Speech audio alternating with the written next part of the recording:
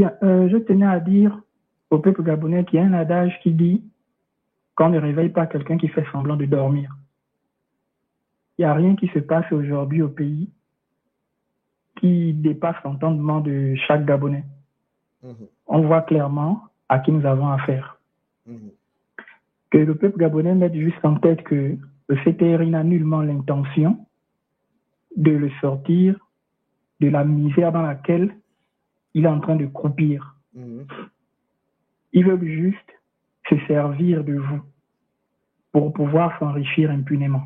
mhm, Les gens comme les Ange Kevenzi ou Chamberlain Mukwama ou l'autre rigolo des Fumula, là, le nouveau clown de la République, mhm. tous sont conscients de ça. Ils sont conscients de ce que le CTRI n'a pas l'intention de résoudre le problème du Gabon. Du coup, qu'est-ce qu'ils font? Ils recherchent juste leurs intérêts individuels. Vous l'avez vu, votre fameux Badeko en chef, non? Il vous parle la journée et le soir, discrètement, il va récupérer des enveloppes. Ils sont tous comme ça. Mais selon vous, dans quel pays, depuis que vous existez, vous avez vu un président incapable ne serait-ce que de s'exprimer depuis que le monde existe? De toute l'histoire de l'univers, vous avez déjà vu quel pays où celui qui est à la tête est incapable ne serait-ce que de s'exprimer, le langage qui est le propre de l'homme. Ouais. Donc, moi je me demande, est-ce que nous, au Gabon, nous visons le prix du pays le plus minable de l'histoire? Si vous soutenez ce monsieur-là, nous allons obtenir ce prix. Nous allons obtenir ce prix. Je vous en prie, réveillez-vous. Nous avons des enfants. Eux, ils sont en train d'assurer l'avenir de leurs enfants, garnir leurs comptes et veiller à ce que leur descendance soit à l'abri du besoin. Mais ils font ça comment? En condamnant vos enfants à vous à demeurer misérables. J'ai vu la sortie du ministre des Travaux publics là. On lui a posé une question, il a répondu que lui, c'est un soldat, son outil, c'est pas le verbe.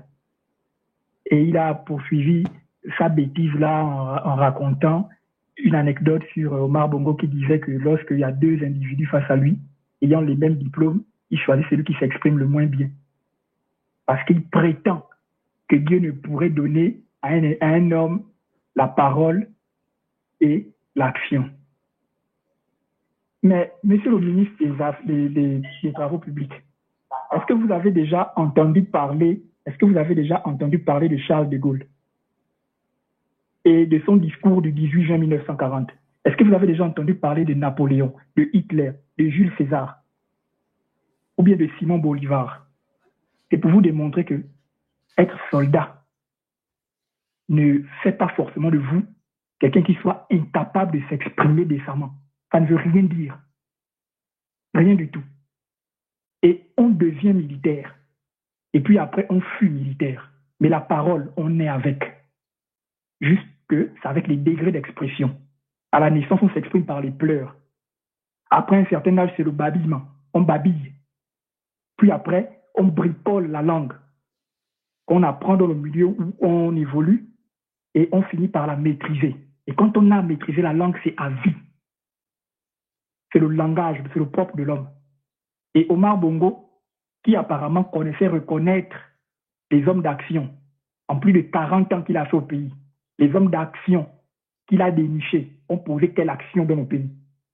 Les routes éventrées là, c'est ça? Arrêtez de cacher vos faiblesses derrière vos tenues. Arrêtez de le faire.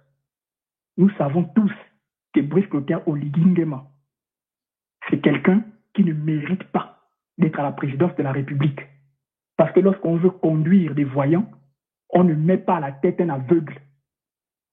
Nous avons besoin d'intelligence pour résoudre tous les défis existentiels auxquels le Gabon se trouve confronté. Foumboula est venu dire que c'était un homme pragmatique. Dans son pragmatisme, en 2 ans qu'il a passé au CTRI, il est venu soi-disant l'homme pragmatique pour restaurer les institutions. Que Foumboula vienne nous montrer l'institution qui a été restaurée. Mais M. Fumboula, très sincèrement, j'aimerais vous dire ceci avant de m'en aller. Vous vous êtes présenté comme un défenseur du peuple. Et nous avons compris qu'en fait, vous étiez un affamé qui jalousait les beaux jours d'Ali Bongo et de ses amis. Vous vouliez votre part, vous vouliez manger.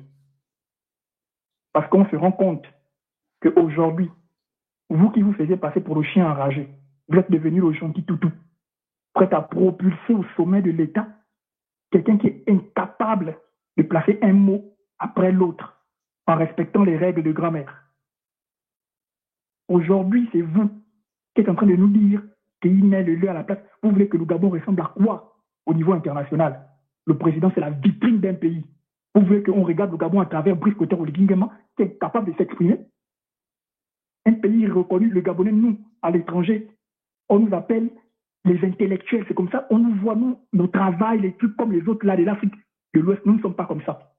On dit que nous sommes bourgeois, on dit qu'on a tendance à vouloir nous comporter comme des personnes qui, comme on dit au quartier, ne font pas propos et tout. Non, parce qu'on a un code éthique, on a une façon de vivre.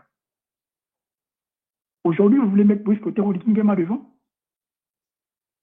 Moi, je me demande en fait, vous êtes quel genre de leader, vous êtes quel genre d'intellectuel? C'est vous, avec les gens comme les Ange Kevengi, c'est vous qui vendez le pays. Parce que vous savez qu'on a besoin de quelqu'un d'esprit avec des vrais projets qui puisse restaurer tout ce qui a été détruit toutes ces 40 et quelques années-là.